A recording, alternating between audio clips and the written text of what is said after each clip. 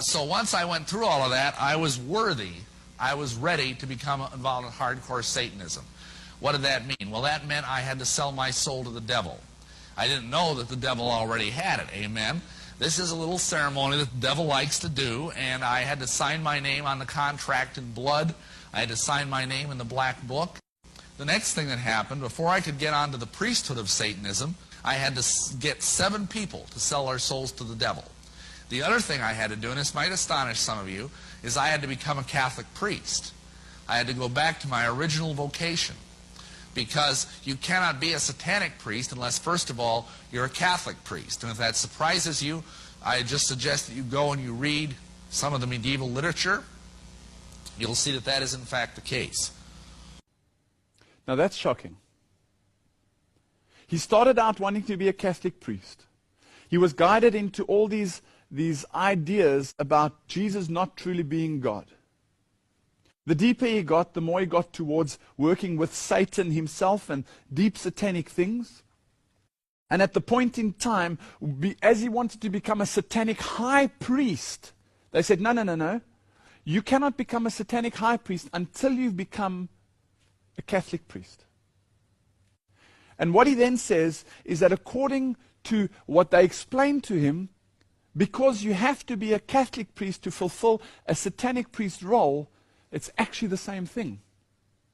This means that for the people on the ground who have no idea about this, they are fulfilling satanic rituals by being a Catholic priest. And in the audience, where the congregation don't have a clue of what's really going on in the upper echelons of Satanism, they are actually watching and being part of some sort of satanic ceremony. This is confirmed from the Cutting Edge website, where it's quoted that former Satanists have unanimously told me that there is absolutely no difference between a Catholic priest saying the rote script, which is the Mass, before the altar, using the candles, the prayer beads, the holy water, and other implements, and a witch saying the rote ritual before the altar, using exactly the same implements and that carry exactly the same meaning. Roman Catholicism, said in Latin, is powerful white magic witchcraft.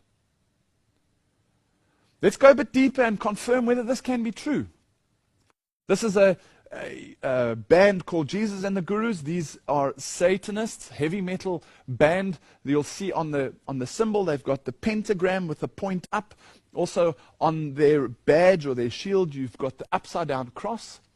When they sing, this is their lead singer with the straight jacket on. Underneath it, you'll see the black shirt with the goat head, or the head of Lucifer. You'll see there written underneath on the left, Lucifer. And underneath the right-hand side of his jacket, it says Messiah. There you'll see the pentacle, or the 5-pointed star is pointed down. These are Satanists with a guitarist playing an upside-down cross with blood all over it and nails nailed into it. Here's the lead singer again. You'll see a close-up of his shirt. It says demon on top, him with his black nail polish. If the young people are wondering if there's anything anything wrong or strange about black nail polish, well, you just have to see who does it and then wonder if you want to be associated with that. One of the main symbols they have is this 2-fingered salute, the horned hand, or this sort of either with a finger in or the finger out, this symbol that Satanists say when they confirm their allegiance to one another.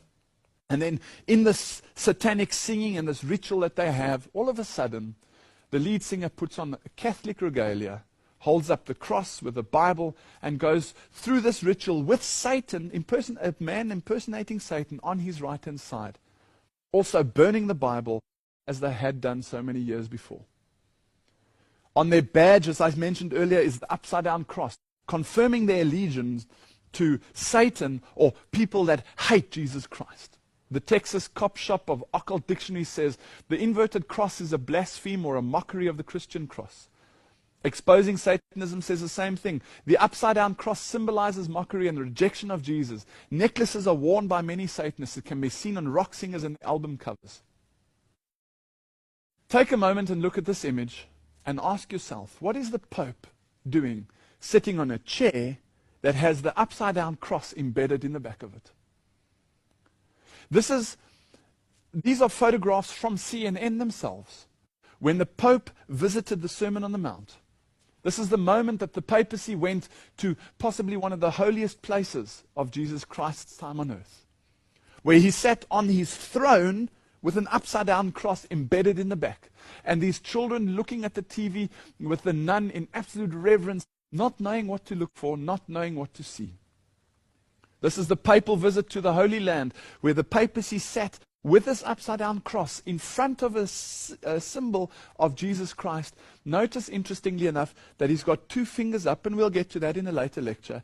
And the CBS caption says, the Pope sits on the altar at Chorazim. The backdrop depicts Christ with an open book that reads, love your enemies, I will come soon.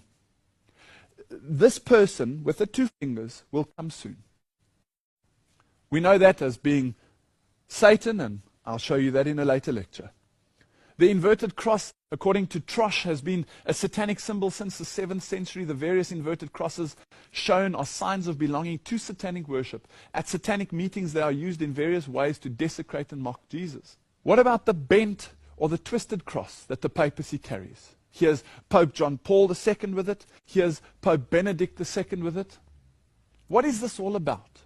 Well, let's go back into Catholicism and ask the Catholic scholar, Piers Crompton, please, Mr. Crompton, can you as a Catholic tell us what this means?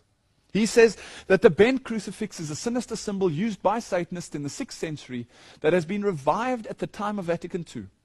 This was a bent or broken cross on which was displayed a repulsive and distorted figure of Christ, which the black magicians and sorcerers of the Middle Ages had made use of to represent the biblical term, mark of the beast.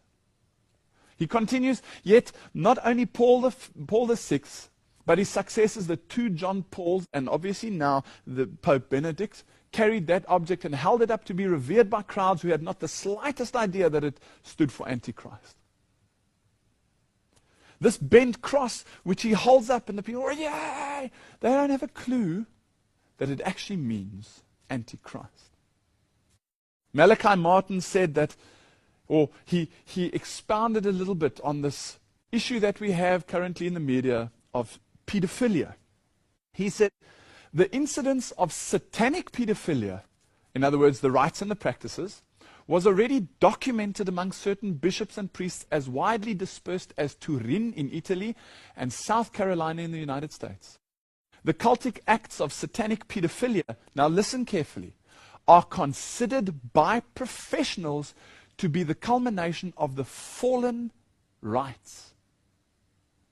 Did you notice that fallen was with a capital F?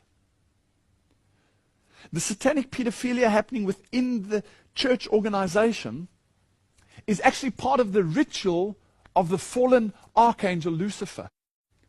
And that's why CNN on Sunday the 15th of July 2007, this is brand new. The diocese decided to settle the sex abuse claims to a value of $660 million. This is something that's going on inside the Vatican, inside the entire Roman Catholic system. And it's something that is not being stopped. It's something that continues when they use pedophilia and they abuse children for their satanic rituals, which nobody knows about. It's not stopped. The people aren't put on suspension. You'll see in the next quote that this payment out has already cost up to $2 billion US. Los Angeles, the Diocese of Los Angeles alone accounting for a quarter of that, $500 million for one diocese alone. Interestingly enough, though, from CNN themselves, they say that as part of the settlement process, the Los Angeles Archdiocese released documents that showed a pattern of denial. Priests accused of sexual misconduct took sick leave. They were sent to therapy. Now listen, they were transferred to other parishes, and most were allowed to continue in the ministry for years after the first accusations. You see, for the people inside, it's not a shocker. Oh, bummer, we've been caught. You know, what can we do? Malachi Martin again says, suddenly it became unarguable that now during this papacy, the Roman Catholic organization carried a permanent presence of clerics who worshipped Satan and liked it. Of bishops and priests who sodomized boys and each other, of nuns who performed the black rites of Wicca and who lived in lesbian relationships every day, including Sundays and holy days, acts of heresy and blasphemy and outrage, and in